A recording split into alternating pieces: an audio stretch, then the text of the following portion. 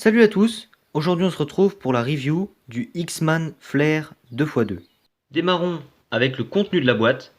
Le cube arrivait dans cette grosse boîte en carton qui contenait cette boîte d'accessoires. D'ailleurs accessoires c'est pas vraiment le bon terme puisque cette boîte ne contenait que des cartes commerciales. Et il y avait évidemment le cube emballé dans cette boîte qui est très jolie et qui protège le cube. Même si ce cube n'amène pas de grande innovation en termes de système de serrage, il est quand même porteur d'un système de magnétisation réglable et c'est le premier au 2x2. Ce système de magnétisation réglable se fait à partir d'un seul coin. Pour ma part, c'est le blanc, vert, rouge. Je ne sais pas si ça change d'un 2x2 à l'autre.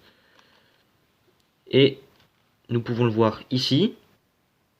Donc on peut le voir sur chaque côté de ce coin.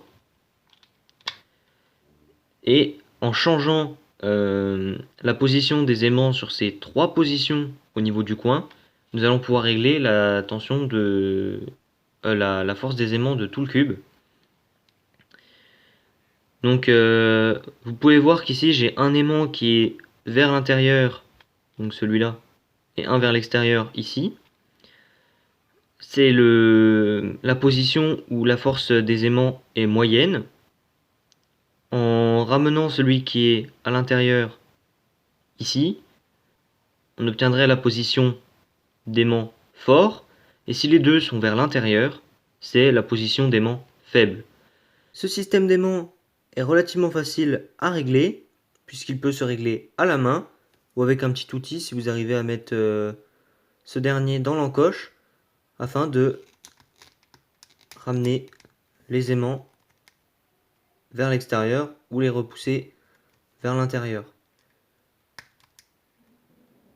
Comme ceci. Du côté des caractéristiques du cube, je le trouve tout simplement génial. J'ai rencontré très peu de blocages au fil de mes résolutions. Même si j'utilise un 2x2 qui est quand même relativement desserré. Donc ça dépend un peu de votre serrage aussi. Mais je trouve que le corner cutting est juste énorme pour le 2x2.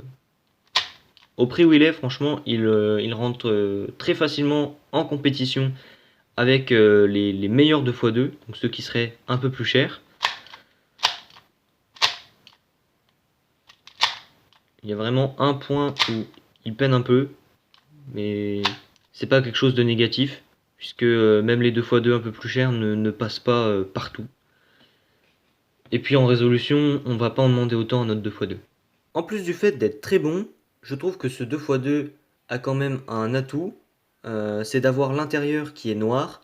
Je trouve que ça fait ressortir les couleurs de manière assez importante, et je trouve que le repérage est donc assez aisé sur ce cube.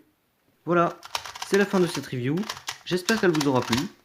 Si elle vous a donné envie d'acheter le cube, sachez que vous trouverez en description un lien qui vous y mènera directement. Vous pouvez acheter le cube avec 15% de réduction sur cubeshop.ch en rentrant le code TWINS avant de valider. Et bien sûr, n'oubliez pas de mettre un like à la vidéo et à vous abonner si ce n'est pas encore fait. On se retrouve très bientôt pour d'autres vidéos. Salut tout le monde!